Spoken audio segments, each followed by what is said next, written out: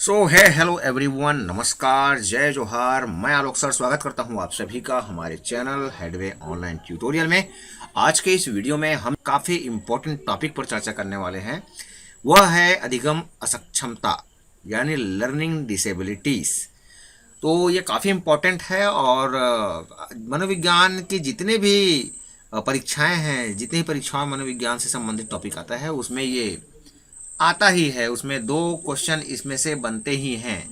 तो आपके लिए काफ़ी इम्पोर्टेंट है। अभी टीचरशिप के एग्ज़ाम भी होने वाले हैं, काफ़ी सारे टेट एग्ज़ाम भी आने वाले हैं अलग अलग जगहों के। तो उन सभी के लिए काफ़ी इम्पोर्टेंट टॉपिक है। चलिए आज का यह वीडियो शुरू करते हैं। देखिए, पहला जो डिसेबिलिटीज़ है उसको बोलते हैं डिसलेक्सिया। उसको हिंदी में भी इंग्लिश में भी डिसलेक्सिया ही कहेंगे। तो आपको हिंदी में और इसका नाम याद करने की ज़रूरत नहीं है, हिंदी इंग्लिश दोनों सेम है इसका। डिसलेक्सिया में पठन संबंधी कठिनाई होती है। उसके बाद है डिस्ग्राफिया, लेखन संबंधी कठिनाई, मतलब लिखने में कठिनाई होती है। उसके बाद है डिसकैलकुलिया, गणित संबंधी कठिनाई। और अफेजिया, भाषा संबंधी कठिनाई, मतलब बोलने संबंधी कठिनाई इसमें होता है। उसके बाद है अलेक्सिया, पठन या लिखा हुआ को समझ नहीं पाना, ये अलेक्सिया के अंतर्गत आएगा। उसके बाद है एप्रेक्सिया, गामक कौशल। अब गामक कौशल क्या है? जिसमें मांसपेशियों को गति करने में दिक्कत होता है, ठीक है, मतलब चलने फिरने में दिक्कत होता है। उसके बाद है डिस्थीमिया, तनाव वाली स्थिति। तनाव वाली स्थिति कौन सी बीमारी में होगा, कौन से असक्षमता में होगा? तो डिस्थीमिया। उसके बाद है डिस्प्रेक्सिया। डिस्प्रेक्सिया में लेखन, पठन, वाचन और एक से अधिक विकार, मतलब ये सभी विकार एक साथ होंगे तो वो होगा डिस्प्रेक्सिया। उसके बाद है बुलिमिया, भोजन संबंधी, मतलब भोजन ग्रहण संबंधी विकार। तो ये भोजन ग्रहण संबंधी विकार है, भोजन ग्रहण करने में परेशानी होती है बालक को। प्रोजेरिया, बचपन में ही बुढ़ापा बच्चे को आ जाता है। उसके बाद है डिमेंशिया, तर्क ना कर पाना। तो ये सारे विकार हैं जो बच्चों को हो जाता है और इसको याद करना आप लोगों के लिए भी थोड़ा सा हार्ड हो जाता है। तो चलिए मैं बताऊंगा आप इसको कैसे याद करना है आपको, और इसको डिटेल में हम देखते हैं। क्योंकि कई बार क्या होता है, आपको बीमारी का नाम नहीं देगा, आपको कुछ उसके लक्षण देंगे। तो ये लक्षण पठन संबंधी, उससे हटके आपको कुछ लक्षण दे सकते हैं। तो आपको वहाँ पर कैसे आइडेंटिफाई करना है इसको, चलिए देखते हैं पहले डिसलेक्सिया।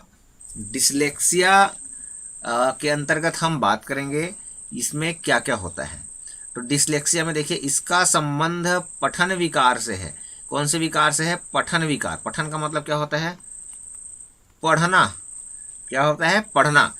मतलब बच्चे को पढ़ने में प्रॉब्लम हो सकती है इसमें, है ना। जैसे कोई बालक है, उसे पढ़ने में परेशानी। अब कैसे पढ़ने में परेशानी है? वह बी को क्या करता है? डी पढ़ता है, या डी को बी पढ़ता है। जैसे ही वॉस को उल्टा पढ़ता है, मतलब सौ पढ़ता है, ठीक है। तो इस प्रकार उसको परेशानी होती है। मतलब वह क्या करता है, उसको समझने में, मतलब पहचान करने में कठिनाई उसको वहाँ पर होती है। तो वो कौन सा विकार हुआ? डिसलेक्सिया। बार बार आपको बोल रहा हूँ, है ना। लक्ष्य से याद रखना, लक्ष्य से पठन, लक्ष्य से पठन, डिसलेक्सिया मतलब पठन। उसके बाद आपको बताते हैं ग्राफ। यहाँ पर आपको याद रखना है ग्राफ। ग्राफ मतलब लिखना, आप ग्राफ की कॉपी में लिखते हैं, है ना। तो डिसग्राफिया, डिसग्राफिया जैसे इसमें पठन था, सेम इसमें लेखन है। अब लेखन संबंधी परेशानी, बच्चा क्या करता है? ठीक से लिख नहीं पाता। यह बच्चे के हस्तलेखन, श्रुति लेखन, स्पेलिंग आदि को प्रभावित करता है। अभी आपको एक चीज़ याद रखना है, बच्चा कब नहीं लिख पाएगा? डिस्ग्राफिया में क्या होता है, बच्चे के हाथ की जो मांसपेशियाँ होती है वो ढंग से विकसित नहीं हो पाती, या ढंग से उसमें सपोर्ट नहीं हो पाता हाथ में लिखने में, तो उसमें यह परेशानी आती है। तो ऐसे क्वेश्चन बनते हैं। देखिए, इसके लिए हम एमसीक्यू आपके लिए लेकर आएंगे। तो ये वीडियो को ध्यान से समझिए, बार बार समझिए, इसका नोट्स बना के रखिए। एमसीक्यू में क्लियर करेंगे, आपको वहाँ पर समझ में आएगा कि आपके अंदर कितना नॉलेज है इस टॉपिक को लेकर। चलिए आगे देखते हैं। डिसकैलकुलिया, तो कैलकुलेशन मतलब क्या होता है? जोड़ना घटाना। कैलकुलेशन किस में होता है? गणित में होता है, ठीक है। तो कैलकुलेशन होता है गणित में, तो ये होगा गणितीय संबंधी। बच्चा अंक गणित को समझने में दिक्कतों का सामना करता है, इसको न्यूमेरेक्सिया भी कहते हैं। याद रखिए, न्यूमेरेक्सिया कौन से बीमारी को कहते हैं या विकार को कहते हैं करके आ जाता है, तो न्यूमेरेक्सिया। इसमें ग्राफिकल डिसकैलकुलिया भी होता है, लेक्सिकल भी होता है, वर्बल भी होता है, और प्रोटोगोनस्टिक डिस्कैल्कुलिया होता है, ऑडियोगोनस्टिक डिस्कैल्कुलिया। मतलब ऑडियो मतलब सुनने में, वर्बल मतलब देखने समझने में अलग अलग है, लिखने में तो अलग अलग प्रकार के डिस्कैल्कुलिया मतलब गणितीय संबंधी परेशानी। ठीक है, तो बच्चा क्या करता है, गणित को समझ नहीं पाता या तर्क नहीं कर पाता, तार्किक गणितों को नहीं बना पाता है या अंक गणितों को नहीं बना पाता है। जैसे उसको अगर जोड़ने घटाने के लिए आप कुछ दे देंगे तो उसको परेशानी होती है, तो वहाँ पर कौन सा विकार होगा, डिस्कैल्कुलिया होगा। तो सीधा सीधा आपको याद रखना है, कैलकुलेशन से याद रखना है गणित। ठीक है, आगे देखते हैं। अफेजिया, ये बहुत इंपॉर्टेंट है, ये बार बार यहीं से पूछा जाता है, अफेजिया से, है ना। यह बोलने संबंधी विकार है, इससे पीड़ित बच्चा अपने विचारों को अभिव्यक्त नहीं कर पाता। याद रखने, बच्चा क्या करता है, तुतलाएगा या हड़बड़ाएगा बोलते समय, या फिर अपने शब्दों को आपके सामने उपयोग नहीं कर पाएगा, उसको संकोच होगा, या फिर वो जो बोलना चाहता है वो उसके मुंह से नहीं निकलेगा। तो वो कौन से बीमारी या विकार के अंतर्गत आएगा, ये अफेजिया के अंतर्गत है, अफेजिया। ठीक है, इसमें देखिए बोलते समय छोटे और अधूरे वाक्य का इस्तेमाल करता है। ठीक है, आधा आधा बोलेगा वो। उसके बाद अपने बातों को लोगों को समझा नहीं पाता। ठीक है, तो ये सारे पॉइंट से क्वेश्चन बन सकते हैं, इसको याद रखना है आपको।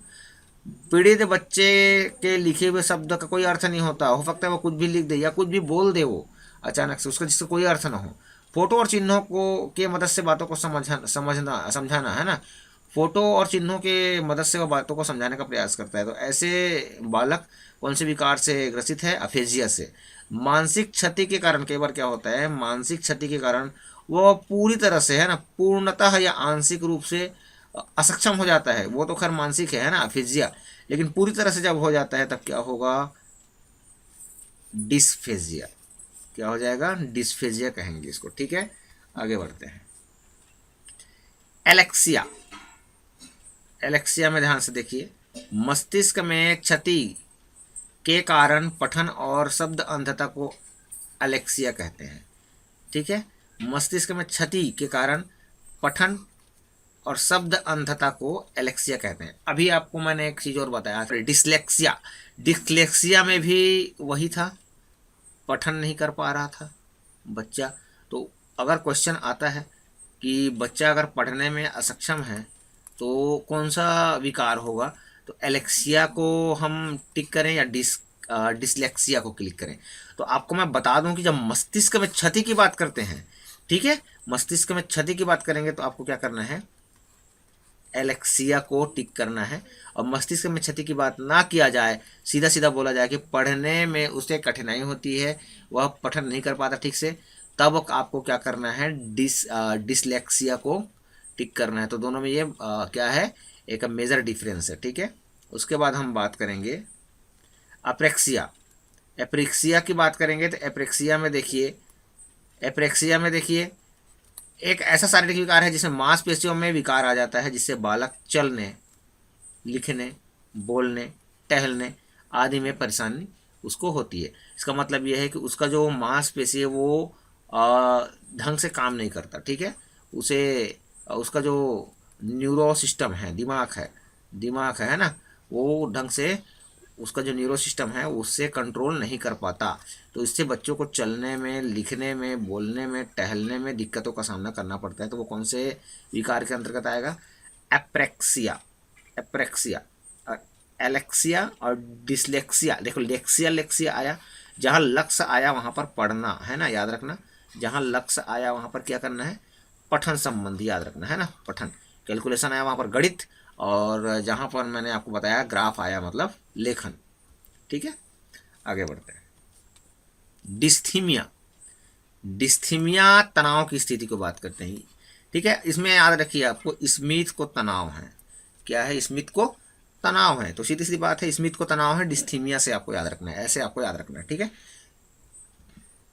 इसमें बालक हमेशा तनाव में रहता है। तनाव वाली स्थिति में कौन से विकार होते हैं ये करके आपको पूछा जा सकता है।